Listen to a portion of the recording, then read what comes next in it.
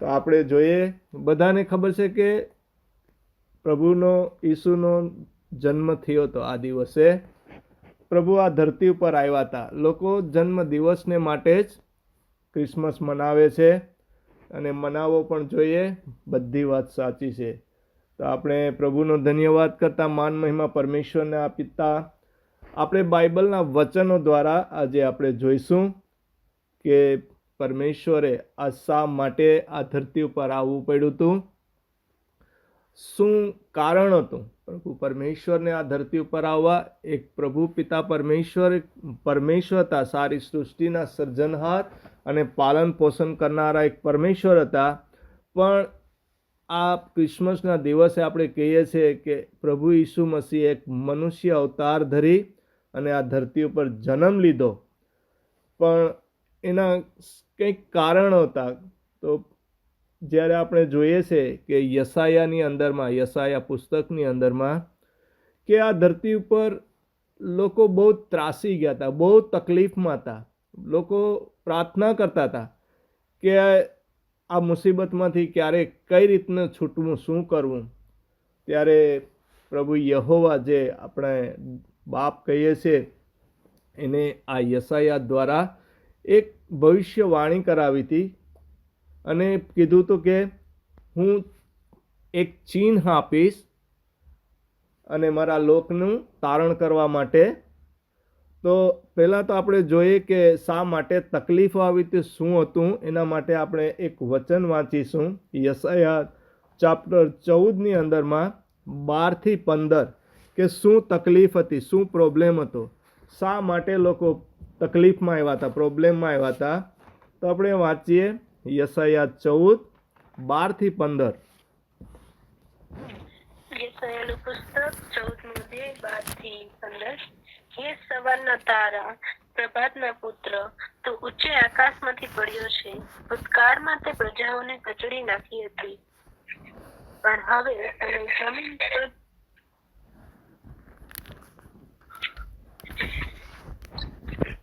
તને જમીન પર ભટકાવવામાં આવ્યો છે.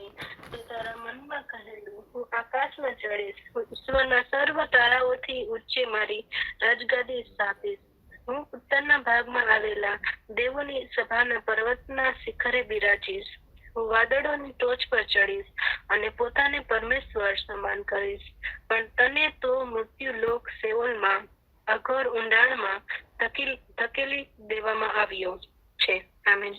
આમેન. હાલેલુયા. પ્રભુ અહીંયા વચનની અંદરમાં દર્શાવે છે. આપણે જોઈએ છે કે આ શેતાનના વિશે લખવામાં આવ્યું છે. શેતાન સ્વર્ગની અંદરમાં પરમેશ્વરની આરાધના કરતો હતો, પણ જ્યારે એના મનની અંદરમાં અભિમાનના વિચાર આવી ગયા કે હવે હું પરમેશ્વરથી પણ ઊંચો થઈશ, લોકો મને માન મહિમા આપશે, પરમેશ્વર મને માન મહિમા આપે, હું કાર્ય હું કરું છું આ બધું મારાથી થાય છે. એક અભિમાન આવી ગયો એના મનની અંદરમાં. આ અભિમાનના કારણે અહીંયા આ શેતાનને નીચો નાખવામાં આવે છે. આપણે ટૂંકમાં જઈશું આપણે સમય જોતા.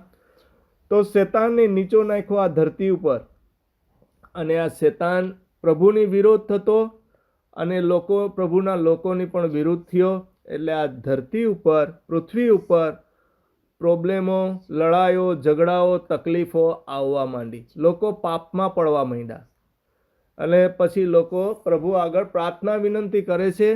ત્યારે પ્રભુ યહોવા બાપ દયા આવે છે કે હવે આ પ્રોબ્લેમમાંથી છુટકારવામાં હું તમને એક મદદ કરવાને ચિહ્ન આપે છે. તો આપણે જઈશું યશાયાની અંદરમાં 11:1-2 વચન વાંચીશું. યશાયા 11:1-2. યસાઈના ઠૂઠામાંથી ફણગો ફૂટશે અને તેની જડમાંથી ફૂટેલી ડાળીને ફળ આવશે. પ્રભુનો આત્મા એટલે ડહાપણ અને સમજ આપનાર આત્મા, વિવેક બુદ્ધિ અને સામર્થ્ય આપનાર આત્મા તથા પ્રભુનું જ્ઞાન અને અદબ માનનાર આત્મા તેના પર રહેશે. આમીન. આમીન. આમીન. હાલેલુયા. પ્રભુનો ધન્યવાદ કરીએ વચનનો માટે, કેમ કે પ્રભુએ અહીંયા આ બધા તકલીફો, મુસીબતો, પ્રોબ્લેમો હતા એની અંદરમાંથી છુટકારા માટે કરી અને જે આ ઈસાઈ હતા આ દાવીદ કુટુંબ પરિવારની અંદરમાંથી અને દાવીદના કુટુંબ પરિવારમાંથી જે ઈસુ મસીહ આવે છે એના માટે આ વચન આપવામાં આવ્યું છે કે હવે સમજો કે એક સામાન્ય રીતે જોઈએ કે આખું જંગલ હતું, જંગલ કપાઈ ગયું છે, નાશ પામી ગયું છે, પણ અહીંયા એક સામાજિક રીતે સમજાવે છે કે એક એવું ઝાડ છે, ઠૂઠું છે, નાશ પામી ગયું છે, પણ એની અંદરમાંથી એક કોટો નીકળશે, એક ફણગો ફૂટશે. એટલે પ્રભુનું વચન અહીંયા કહેવા માંગે છે કે હવે જે આ ઈસાઈ હતો એના કુટુંબ પરિવારની અંદરમાંથી, એના ખાનદાનમાંથી, એના જનરેશનની અંદરમાંથી એક વ્યક્તિ ઊભો થશે એના વિશે. એટલે ટૂંકમાં આપણે જોઈએ કે પ્રભુ ઈસુ મસીહ વિશે અહીંયા લખવામાં આવ્યું છે કે એ આવશે અને કહે છે કે પ્રભુનો આત્મા એના ઉપર રહેશે, ડાપણ અને સમજ આપનાર આત્મા, વિવેક, બુદ્ધિ અને સામર્થ્ય આપનાર આત્મા તથા પ્રભુનું જ્ઞાન અને અદબ પમાડનાર આત્મા તેના પર રહેશે. આમીન, હાલેલુયા. કહેવાનો મતલબ છે અહીંયા ચોખ્ખા શબ્દની અંદરમાં કહેવાનું છે કે પ્રભુનો આત્મા. પ્રભુનો આત્મા એટલે કે આત્મા એટલે ખુદ પ્રભુ આવી ગયા અને કહેવાની અંદરમાં આવે છે પ્રભુનું જ બધી વસ્તુ અહીંયા આવે છે. વિવેક, બુદ્ધિ, સામર્થ્ય, શક્તિ, પાવર, બુદ્ધિ, જ્ઞાન, અદબ પ્રમાણનાર વસ્તુ અને કહેશ કે તેના ઉપર રહેશે. મતલબ પ્રભુ ખુદ એક પરમેશ્વર આ પાપો, અપરાધો, આ પ્રોબ્લેમનો નાશ કરવા માટે આ ધરતી ઉપર જન્મ લે છે. અને આપણે જોઈએ છે કે આ ક્રિસમસના દિવસે થાય છે, એટલા માટે આપણે ક્રિસમસ મનાવીએ છીએ, સેલિબ્રેશન કરીએ છીએ. અને વિશ્વાસીઓ, અવિશ્વાસીઓ બધા ક્રિસમસ મનાવે છે, સેલિબ્રેશન કરે છે. પણ આપણને એ પણ જોવાનું છે કે કઈ વ્યક્તિ, લોકો કયા હેતુથી પોતાને આ સેલિબ્રેશનની અંદરમાં યુઝ કરે છે. સેલિબ્રેશન થાય છે ક્રિસમસનું તો કરનારાઓના મન અને હૃદયની અંદરમાં આ પ્રભુને માન મહિમા આપવા માટે કરીને સેલિબ્રેશન કરવા છે કે પ્રભુને માન મહિમા આપે છે એ શું કરે છે એ પરમેશ્વર તો જોઈ છે. પરમેશ્વરનો આત્મા હરેકની પારખ કરનાર આત્મા છે. કેમ કે પ્રભુ અહીંયા વચનમાં જ કીધેલું છે કે એની અંદરમાં સામર્થ્ય, શક્તિ ને પ્રભુનું જ્ઞાન, અદબ પમાડનાર, એની વિવેક, બુદ્ધિ, જ્ઞાન, સામર્થ્ય બધી.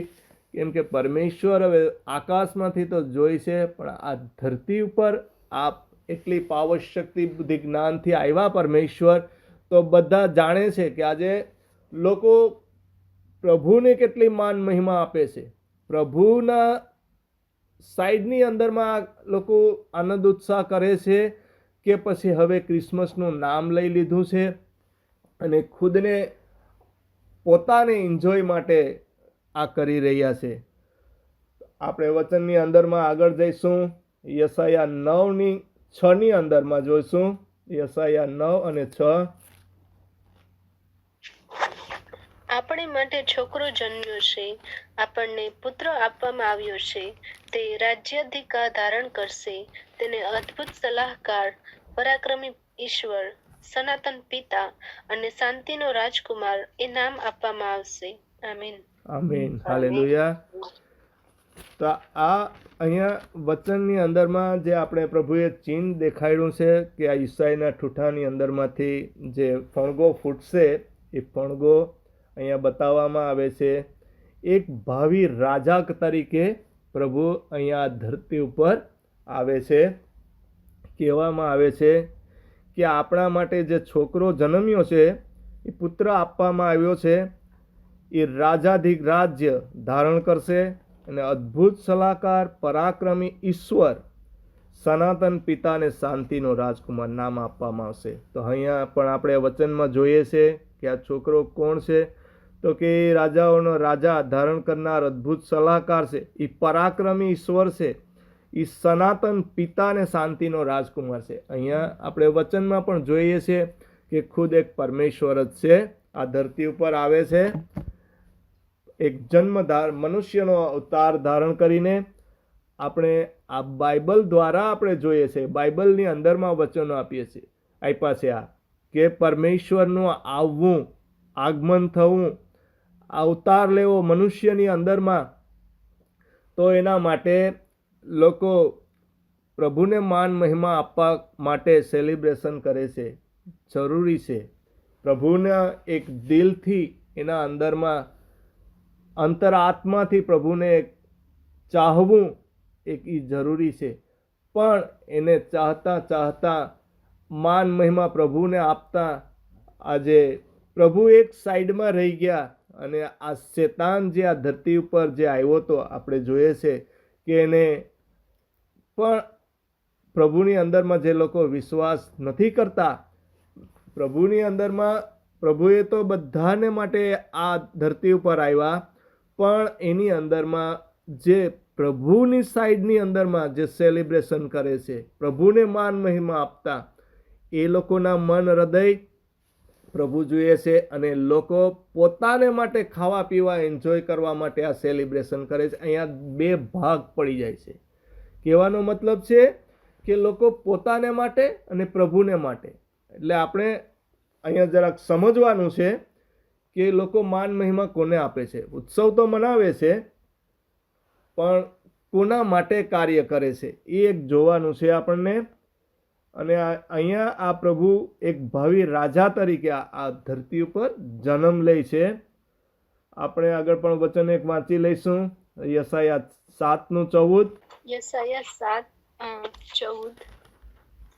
તો હવે પ્રભુ પોતે તમને નિશાની આપશે, કન્યા સગર્ભ છે અને તેને પુત્ર જન્મશે, અને તે તેનું નામ ઇમાન્યુએલ, ઈશ્વર આપણી સાથે પાડશે.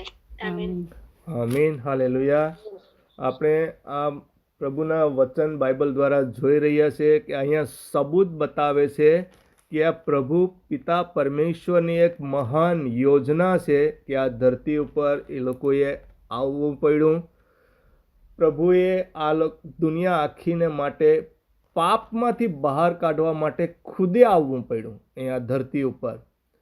અને પ્રભુને માન મહિમા લોકો આપે છે અને અડધા પ્રભુને આપતા નથી. એ લોકો ખુદને માન મહિમા આપે છે, ખુદને ખાય પીએ અને ધન્યવાદ કરીએ છીએ, સેલિબ્રેશન કરીએ છીએ. આપણા મનની અંદરમાં આપણે આનંદ, ઉત્સાહ, ઉમંગથી બધું કરીએ છીએ, પ્રભુના નામથી કરીએ છીએ. પણ આપણે આ પ્રભુ ઈસુ મસીહની એક જન્મ થયો ત્યારે બીજી સાઈડ ઉપર એક બીજી તકલીફ પણ બહુ મોટામાં મોટી આવી હતી. એ પણ આપણે જરાક ધ્યાનમાં લઈએ. માથી ચેપ્ટર 1:23 વાંચીશું. માથી 1:23. કુંવારીને ગર્ભ રહેશે અને તે પુત્રને જન્મ આપશે, અને તેનું નામ ઇમાન્યુએલ, જેનો અર્થ ઈશ્વર આપણી સાથે છે, તેવું થાય છે, પાડવામાં આવશે. આમીન, હાલેલુયા. પછી એક બીજું વચન વાંચીશું, લુક 1:28-32. Okay, look 1:28-32. દૂતે તેની પાસે આવીને કહ્યું, તને શાંતિ હો, ઈશ્વર તારી સાથે છે, અને તેમણે તને ઘણી જ આશીષ આપી છે. દૂતની વાત સાંભળીને મિરિયામ ઘણી ગભરાઈ ગઈ અને વિચારવા લાગી કે આનો અર્થ શું. દૂતે તેને કહ્યું, મિરિયામ, ગભરાઈશ નહીં, કારણ ઈશ્વર તારા પ્રત્યે દયાળુ છે. તું ગર્ભવતી થશે અને પુત્રને જન્મ આપશે, અને તું તેનું નામ ઈસુ પાડશે. તે મહાન થશે અને સર્વોચ્ચ ઈશ્વરનો પુત્ર કહેવાશે. પ્રભુ પરમેશ્વર તેને તેના પૂર્વજ દાવીદની જેમ રાજા બનાવશે. આમીન. આમીન, હાલેલુયા. પ્રભુનો ધન્યવાદ કરીએ. આ પ્રભુએ આ બધા વચનો આપ્યા હતા, પ્રભુએ આ પ્રમાણે કાર્ય કરવાને માટે કે પ્રભુ ઈસુ મસીહનો જન્મ થશે, કઈ રીતે થશે, શું થશે, શું નહીં, વચન દ્વારા આ બધું જણાવી દીધું છે.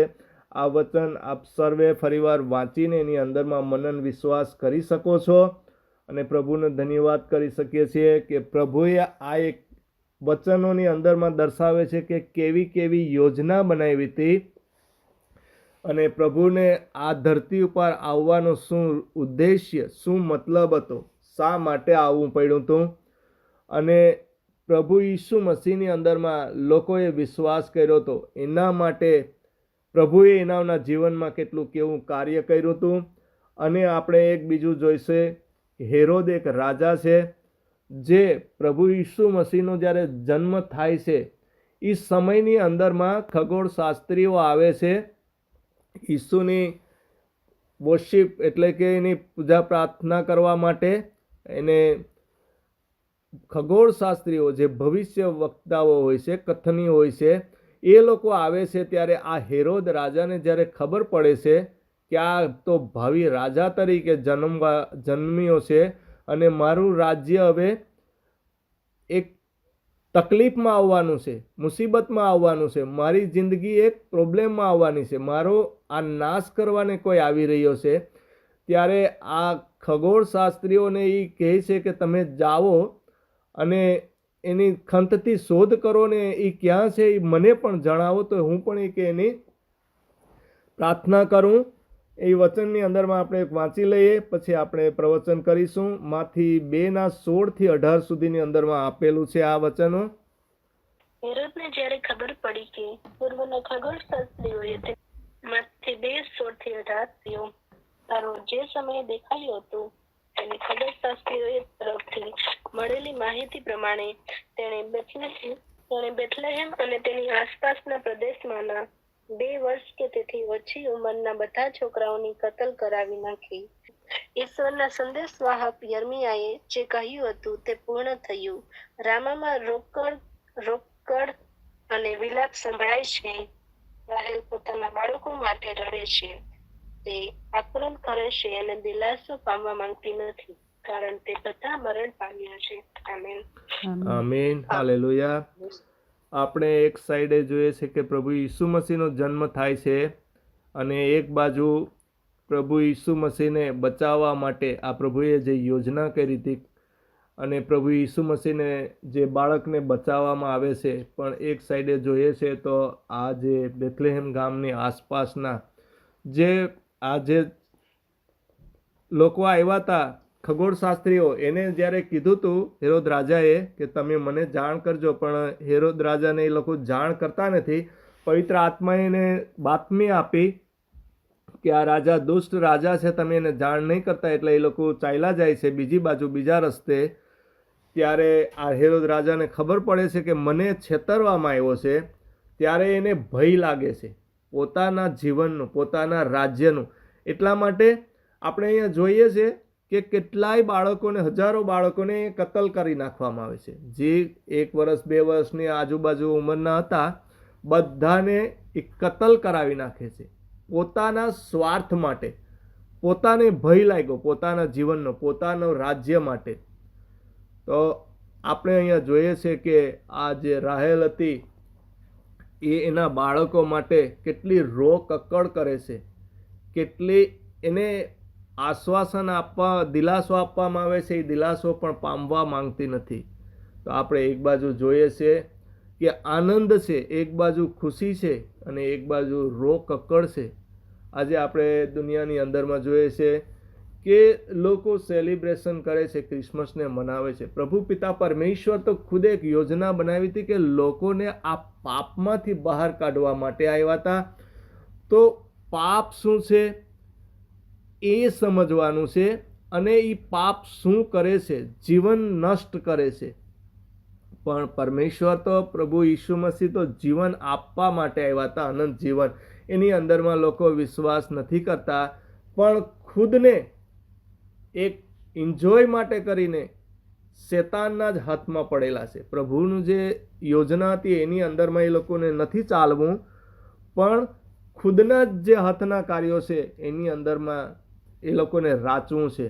પણ પ્રભુ અહીંયા શું કહે છે, અહીંયા 2 બાજુ બતાવે છે. જીવનની અંદરમાં આપણે હરેક વસ્તુની અંદરમાં 2 પહેલું હોય છે. જેમ આપણે જોઈએ કે સિક્કાની 2 સાઈડ હોય છે, તો આપણા જીવનની અંદરમાં પણ સુખ દુઃખ તકલીફ બધું બે વસ્તુ બતાવવામાં આવે છે કે સારું નરસું, ઠંડી ગરમી, આશા નિરાશા, આવું બધું આપવામાં આવ્યું છે. હરેક વસ્તુની અંદરમાં બે સાઈડ છે. તો આપણે બધું આપણે વિચાર કરવાનું છે કે આજે પ્રભુ ઈસુ મસીહ આપણા માટે આવ્યા હતા, તો માન મહિમા આપણે પરમેશ્વરને આપીને પ્રભુના કાર્યો કરવાના છે, સેલિબ્રેશન કરવાના છે, એનો આદરયુક્ત ડર રાખવાનો છે. અને બીજી તરફ આપણે જોઈએ કે આ એટલા બાળકોની કતલ થઈ હતી, હાહાકાર મચી ગયો હતો, એ પણ જો આપણે મનની અંદરમાં આપણે જો રાખીએ તો આપણે કંઈ એવું સુખમાં છકી ના જઈએ અને દુઃખમાં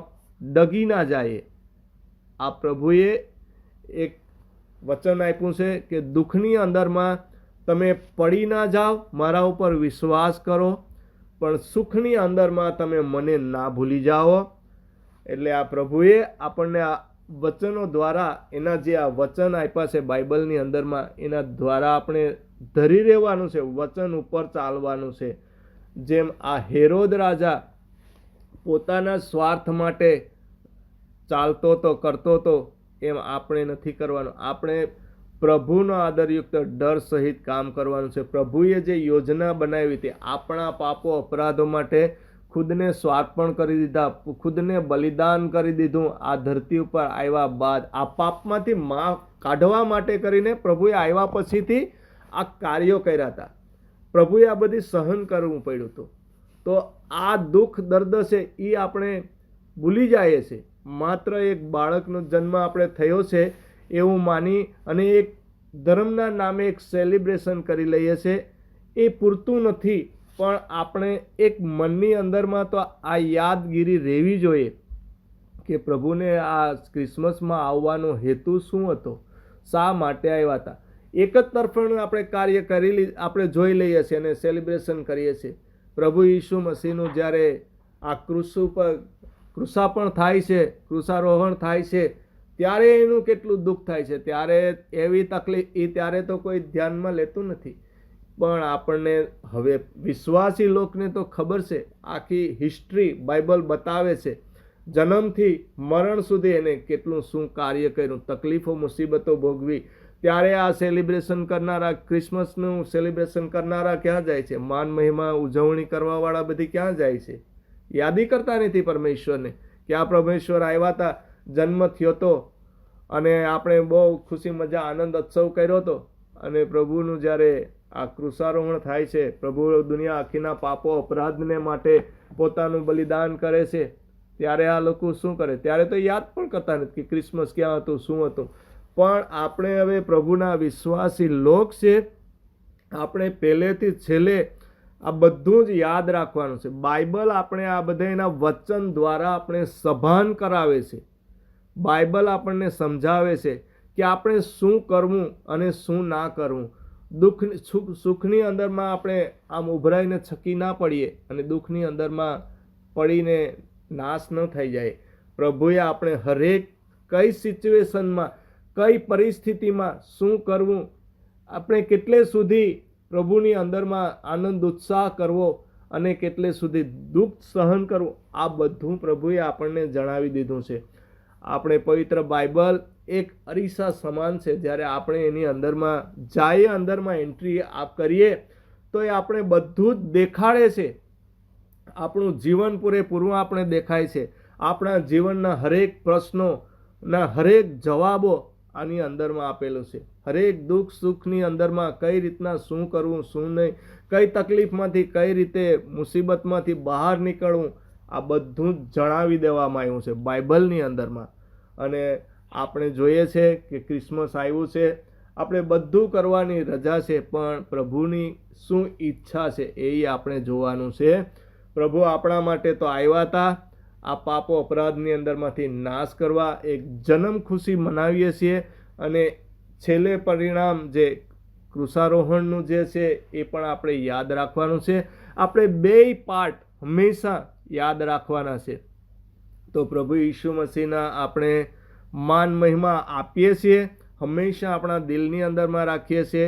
પ્રભુ ઈસુ મસીહ તો આપણા એક દિલની અંદરમાં રહે છે. એ આપણું આ શરીર છે એ પવિત્ર આત્માનું મંદિર છે. પવિત્ર આત્મા, પ્રભુ ઈસુ મસીહ, પિતા ત્રણે આપણે એક ત્રિએક પરમેશ્વર એક જ છે જે આપણામાં વાસ છે. તો આપણે આ વચનો દ્વારા આપણે ખ્યાલ હોવો જોઈએ અને આપણે આ ધરતી ઉપરના જે આ સેલિબ્રેશનોની અંદરમાં ક્યાં સુધી કેટલી હદે જાવું અને આ પ્રભુ ઈસુની અંદરમાં વચનોમાં કઈ રીતે ચાલવું, આ બધું બાઇબલ જણાવે છે. તો આજનો ખાલી મેસેજ એટલો ટૂંકની અંદરમાં હું આપું છું. મેસેજ તો 2 કલાક થાય એટલો મેસેજ છે, પણ આપણે ટૂંકમાં પતાવીએ છીએ. અહીંયા માન મહિમા પરમેશ્વરને આપીએ. તો અહીંયા પ્રભુ આપણને સમજણ આપે છે કે આપણે આ ક્રિસમસની અંદરમાં શું કરવું, કેટલી હદે આપણે સેલિબ્રેશન કરવાનું છે, કેટલી હદે આપણે નાચગાન કરવાનું છે. દુનિયાના લોકો ખાઈ પીને એસારામ નશા નાચ ડાન્સ કરે છે, એવું આપણે નથી કરવાનું. ટૂંકમાં પણ આપણે પ્રભુના જે આ પ્રાર્થના વચનો છે, બાઇબલની જે શિક્ષા છે, એની અંદરમાં જ આપણે રહેવાનું છે. પ્રભુનો આદરયુક્ત ડર રાખવાનું છે, માન મહિમા પરમેશ્વરને આપવાનું છે. તો પ્રભુની કૃપા શાંતિ આપણા ઉપર રહેશે. પ્રભુનું જે આવવું છે એ આપણાની અંદરમાં તો પૂરું થશે. બાકી તો આપણે ખાઈ પીને આનંદ ઉત્સાહ મોજ શોખ નાચ કરીશું તો એ પ્રભુની ઈચ્છા આપણામાં નહીં પૂરી થાય. આમીન, હાલેલુયા. પ્રભુનો ધન્યવાદ કરું છું, માન મહિમા પરમેશ્વરને આપું છું. અને આપ સર્વેને પણ પ્રભુ આ પવિત્ર આત્માના વચન દ્વારા માર્ગદર્શન આપે અને હરેક પ્રભુની અંદરમાં કાર્ય કરવાને તમને સક્ષમ અને કાબિલ પ્રભુ પાવર શક્તિ બુદ્ધિ જ્ઞાન આપે. આમીન, હાલેલુયા. માન મહિમા પરમેશ્વરને. આમીન. બાય. જેવી રીતે પ્રભુ ઈસુ મસીહ આવ્યા હતા આ ધરતી ઉપર કે મનુષ્ય અવતાર ધરીને, તો શા માટે આવ્યા હતા? તો આપણે વચનો તો જાણ્યા કે પ્રભુ ઈસુ મસીહ એમને એમ નહોતા આવ્યા. એ આવ્યા હતા કે પાપીઓને, કંગાલોને, ગરીબોને, જે ધૂળમાં પડેલા, તૂટેલા દિલવાળા એવા લોકો માટે એ લોકો આવ્યા અને એ લોકોએ જન્મ લીધો ચરણીમાં અને ક્રુસ ઉપર બલિદાન આપ્યું. તો આ પ્રભુએ ઈસુ મસીહ આ ધરતી પર આવીને કાર્ય કર્યું, જે પિતાએ યોજના કરી હતી. પણ પિતાએ યોજના એમને એમ નથી કરી. મનુષ્ય લોકોને બહુ શુભ સંદેશ આપવામાં આવ્યા હતા પ્રભુના દાસ દ્વારા. તો લોકોએ સાંભળ્યું નહીં. બહુ દાસો બોલ્યા પણ લોકોએ સાંભળ્યું જ નહીં. પણ પ્રભુ ઈસુ મસીહને પછી આવવું પડ્યું. પિતાએ એના એકને એકલોતા પુત્રને મોકલાવ્યા પ્રગટ કરીને, સમજવા માટે શક્તિ બુદ્ધિ પાવર જ્ઞાન આપે. તો પ્રભુનો ધન્યવાદ કરીશ આ વચન માટે. તો આમીન. God bless you.